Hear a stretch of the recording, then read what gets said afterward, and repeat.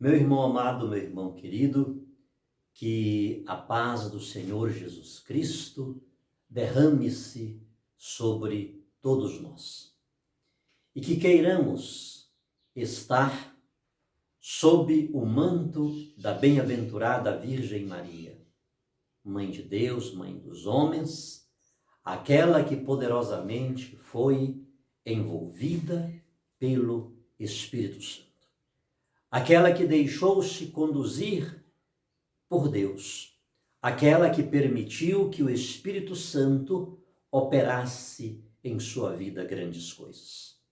Se trilharmos este caminho, o caminho percorrido por Maria Santíssima, com toda certeza, nossa vida eclesial será uma vida sólida, será uma vida exemplar. Nossa família viverá momentos saudáveis, sólidos, uma atmosfera de amor.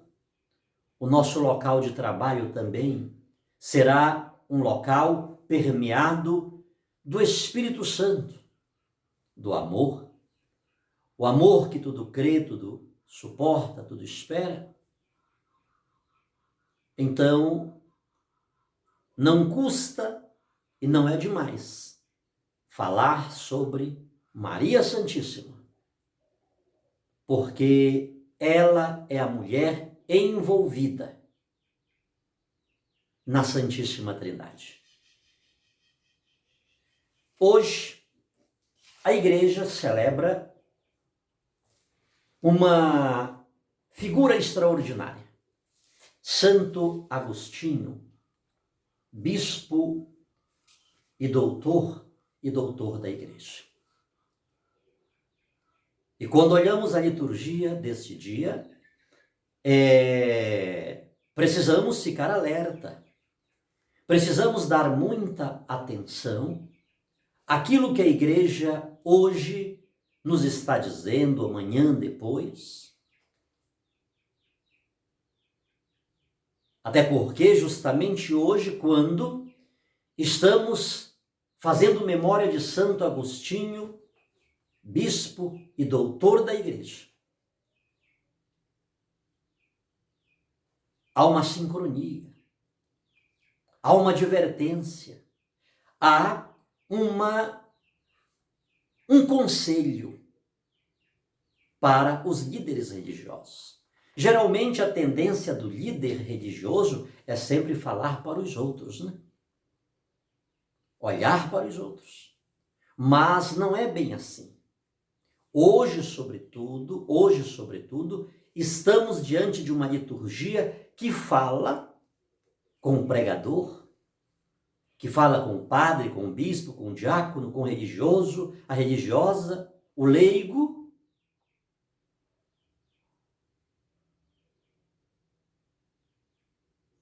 Então, na igreja, ninguém está de fora. E hoje, sobretudo, esta liturgia vem falar com os líderes religiosos. A nossa primeira leitura está na carta aos Tessalonicenses, na primeira carta aos Tessalonicenses, no capítulo 1, do 1 ao 5, e do 8 ao 10. O nosso evangelho é São Mateus, capítulo 23, do 13 ao 20 ao 22. Eu fiz aqui já uma nota, tá? Lhe dei a referência, depois leia com cuidado e com atenção, porque é importantíssimo. Neste dia, quando nos deparamos com esta liturgia, quando leio os versículos 8 e 9 desta liturgia, vou começar por aqui. A vossa fé. São Paulo está escrevendo aos cristãos de Tessalônica. E ele diz assim: a vossa fé em Deus propagou-se por toda parte. a vossa fé em Deus propagou-se por toda parte.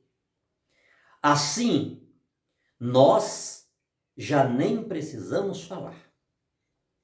Preste atenção, vamos entrar no versículo 9.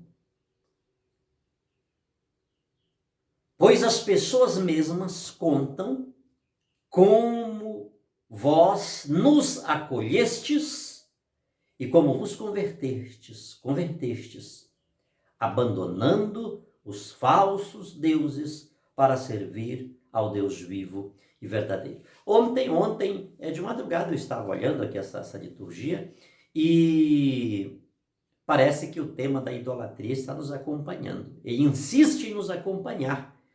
E eu insisto a pegar uma carona nesses textos para dizer para você, meu irmão, minha irmã, não se deixe contaminar pela cisanha da falsa imputação, do falso ensinamento de que nós, católicos, adoramos imagens.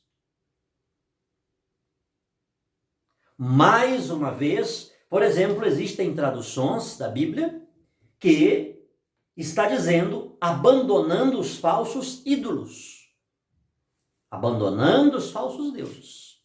As imagens que temos na Igreja Católica não são imagens de ídolos, não são deuses, imagens de falsos deuses. Toda vez que você observar e ler nas Sagradas Escrituras a palavra ídolos, a expressão imagens, ela está falando de idolatria no sentido de imagens de ídolos, de falsas divindades. Está falando de um contexto politeísta, onde não se adora o Deus único e verdadeiro. São Paulo está dizendo, já não temos mais necessidade de falar de vós. Porque a vossa fé propagou-se por toda parte. As pessoas mesmas contam como vós nos acolhestes e como vos convertestes, abandonando os falsos deuses para servir ao Deus verdadeiro. Pronto. Por favor, meu irmão, por favor, minha irmã, quantas pessoas eu tirei da Igreja Católica com esta falsa pregação? Quantas pessoas tirei da Igreja Católica com esta cisanha, com esta confusão que estabeleci na vida de muitas pessoas? Pessoas sem um conhecimento bíblico, que se deixavam levar pela minha pregação, pela minha explicação distorcida, falsa e verídica, não portadora da verdade. E dessa forma, tantas pessoas tirei do caminho, que é tão difícil. Colocar uma pessoa no caminho, levar uma pessoa para Deus é tão difícil. Mas eu conseguia chegar lá e tirar. E dessa forma, aquela pessoa ficava 2 vezes mais digna do inferno do que eu mesmo. Então, o primeiro ponto que queria discorrer com vocês é este ponto. O segundo ponto, São Paulo ele faz um elogio a esta comunidade. Ele dá graças a Deus. Porque a comunidade, os cristãos, a igreja de Deus que estava em Tessalônica, ela dava testemunho de pessoas que tiveram um encontro com Deus. É a igreja, é a paróquia que todo sacerdote, que todo pastor deseja.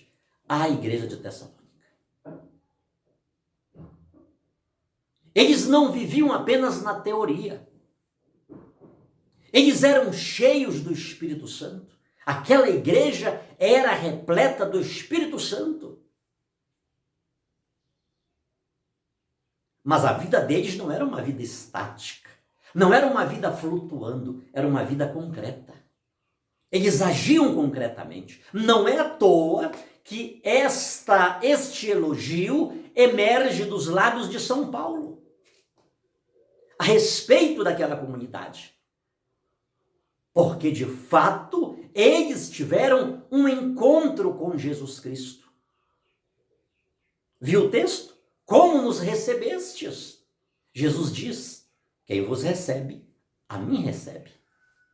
E eles receberam São Paulo como se estivessem recebendo o próprio Cristo, o pastor dos pastores, o Senhor dos senhores. E eles acolheram não apenas o apóstolo, mas a mensagem que o apóstolo levou-lhes.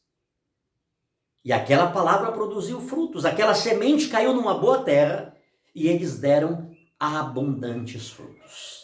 Isso é tremendo, isso é magnífico. São Paulo está dando um retrato de uma autêntica comunidade. Todavia, meu irmão, minha irmã, mais que o retrato de uma comunidade, de uma igreja que tem Cristo por cabeça,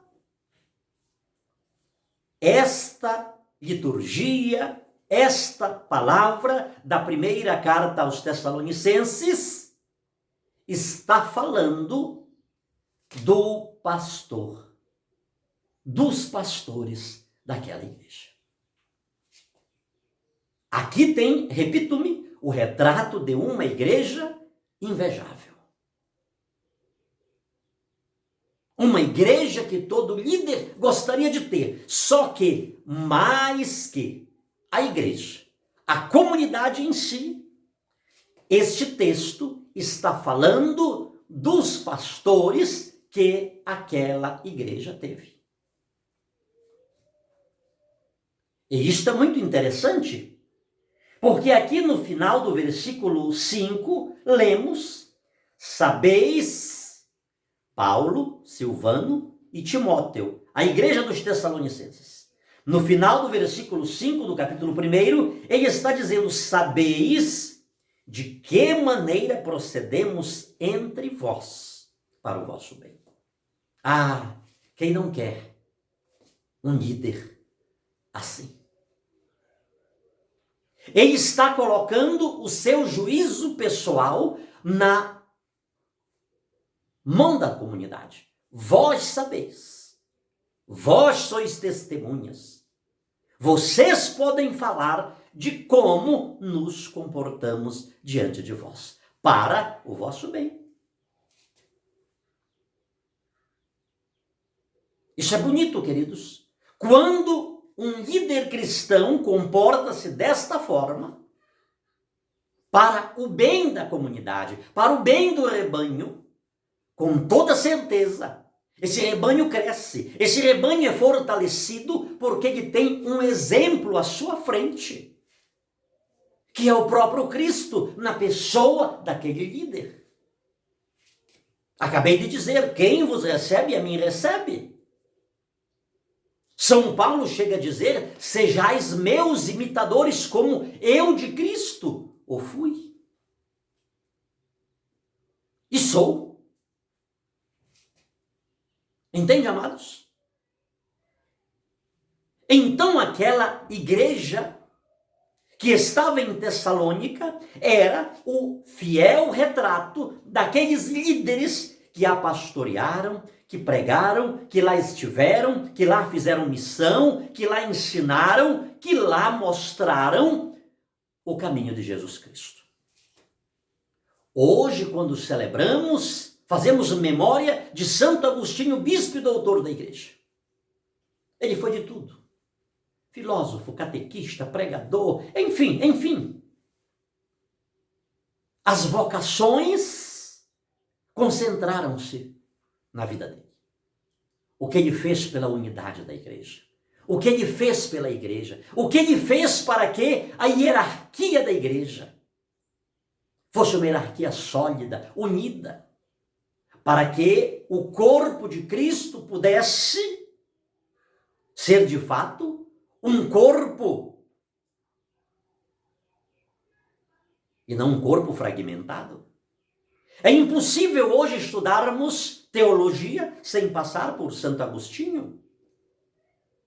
Esse homem que ontem, por sinal, celebramos Santa Mônica, a mãe dele.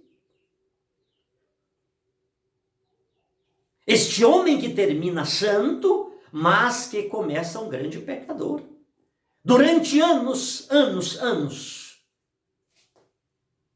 ela calejou os joelhos, pedindo a conversão do seu filho, porque não era flor que se cheirasse.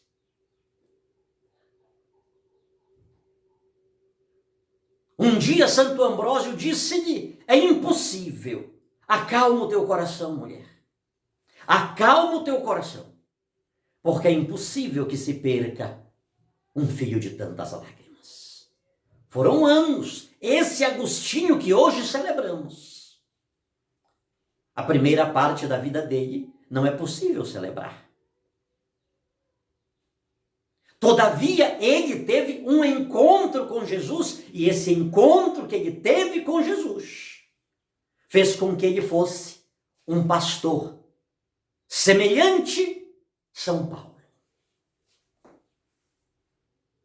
Cuidadoso, zeloso, estudioso, buscava conteúdos sólidos para transmitir à igreja, ao corpo de Cristo, para levar as pessoas à fé, para levar as pessoas a um encontro autêntico com Deus. Somos convidados hoje, queridos, todos nós, o catequista, o religioso, a religiosa, o leigo, o sacerdote, a olhar para este homem, como ele comportou-se na esteira de São Paulo. Na esteira de São Paulo.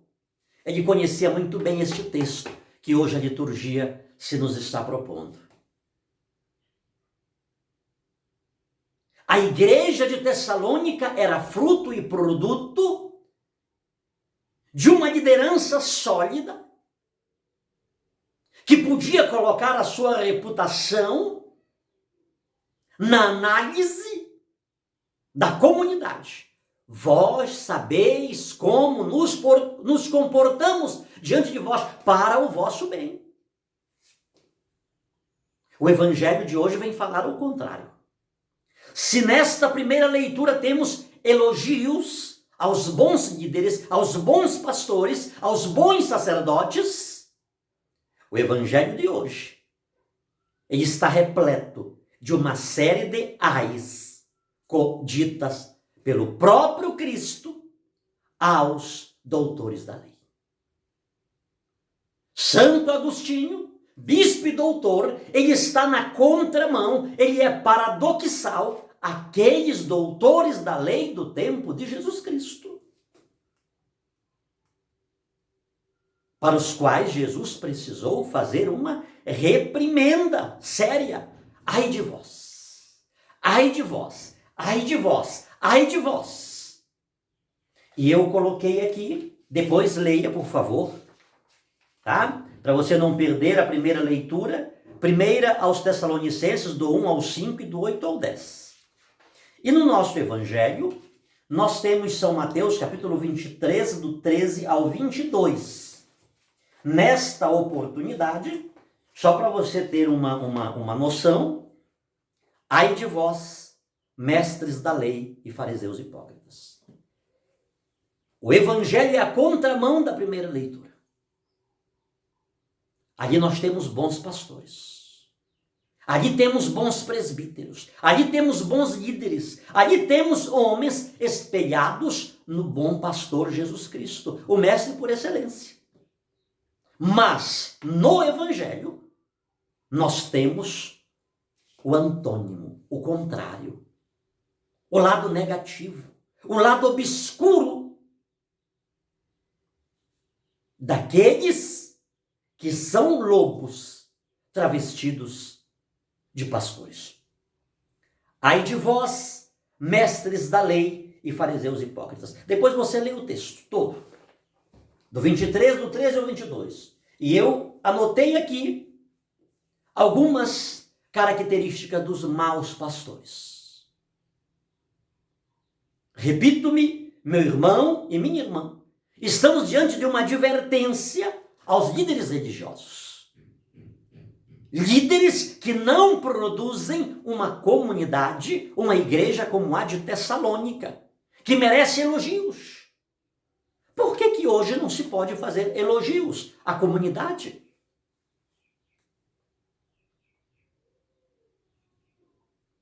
Dá uma olhada para o seu líder.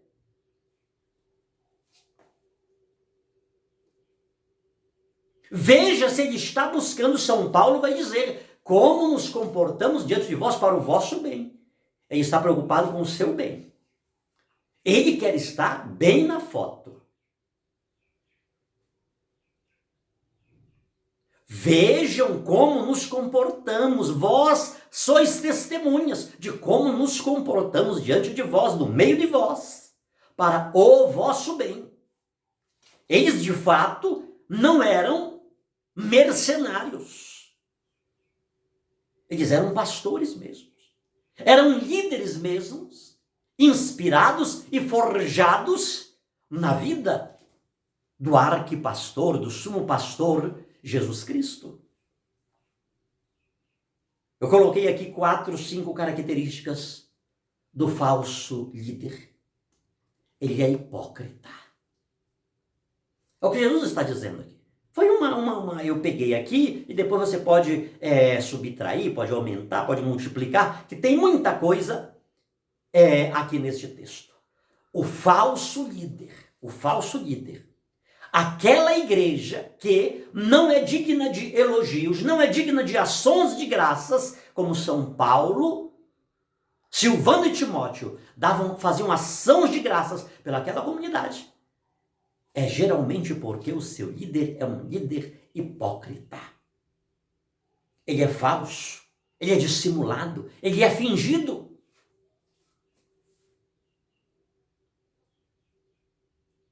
Muito dificilmente uma comunidade que tem um líder com esta característica pode ser uma comunidade sólida, louvável, e que as pessoas que estão fora digam: vejam como eles se amam.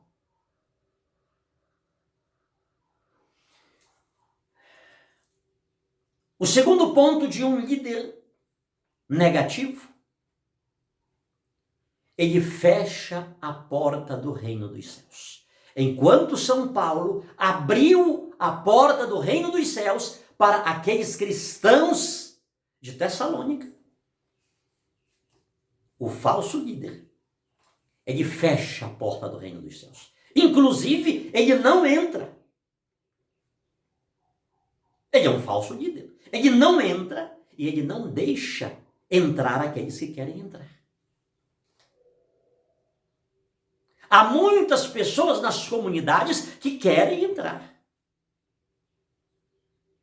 que estão ansiosas, estão sedentas de Deus, mas o líder não deixa. Ele fecha a porta do reino dos céus, ele não entra e não deixa aqueles que querem entrar. É terrível, queridos. Estamos vivendo esta dura e amarga experiência. Lá em Atos, no capítulo 20, eu sempre falo isso. Ele disse: dentro de vós mesmos surgirão lobos cruéis que não pouparão o rebanho de Jesus Cristo.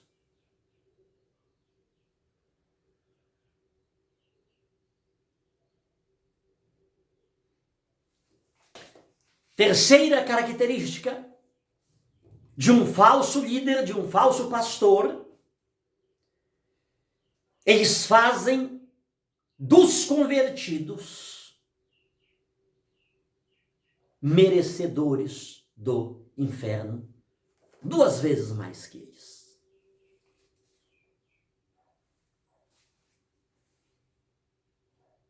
Quantos líderes que chegam em uma comunidade, aparentemente estava boa, estava caminhando, estava dando frutos, E determinados líderes chegam ali e eles pegam aquelas pessoas e eles as colocam no caminho do inferno, no caminho da perdição. A comunidade fica 2 vezes pior do que eles. Porque eles recebem uma unção infernal tão grande que eles conseguem perverter aquelas pessoas. Eles conseguem mudar o ritmo que aquela comunidade estava indo. Ele faz com que aquelas pessoas sejam merecedoras do inferno, porque ele começa, inclusive, a ensinar falsas doutrinas. Ele começa a ir na contramão daquilo que a igreja ensina.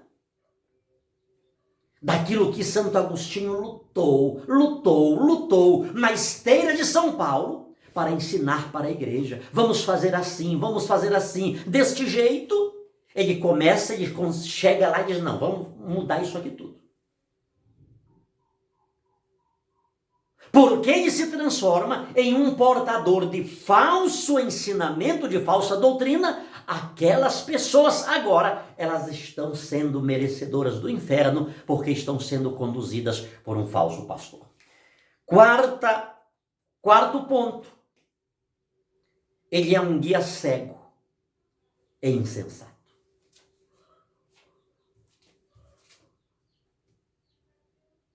Um líder que anda na contramão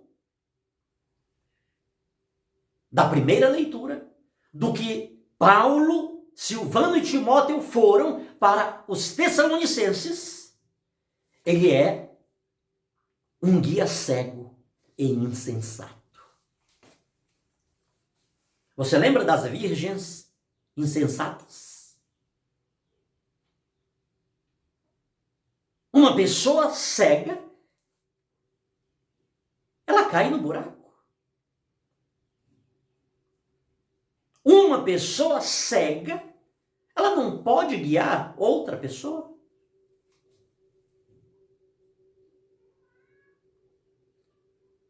Estamos vivendo e amargando um contexto de guias cegos, de guias insensatos. Eles estão com as lâmpadas secas. Não tem nada para dar para o povo. Não tem óleo nas suas lâmpadas. O seu pavio está fumegando, quase apagando, já e vai apagar. Porque é insensato. Isso aqui vai longe. Mas vamos parar por aqui, que esse negócio já está crescendo muito aqui, já está com 28 minutos. Vamos terminar agora. A quinta característica de um falso líder, ele relativiza o essencial. O essencial, o absoluto, passa a ser relativo. Ele relativiza o templo, ele relativiza o altar, ele relativiza Deus.